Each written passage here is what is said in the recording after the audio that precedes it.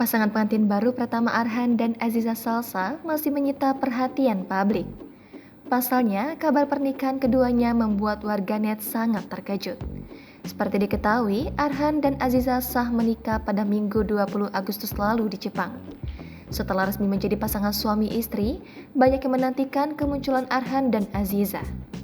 Namun ternyata dua sejoli itu tak banyak membagikan kebersamaan mereka di sosial media. Sehingga, warganet pun mulai mencari-cari momen pengantin baru itu lewat sahabat keduanya. Salah satunya adalah Fuji yang juga hadir di acara pernikahan Arhan dan Aziza itu.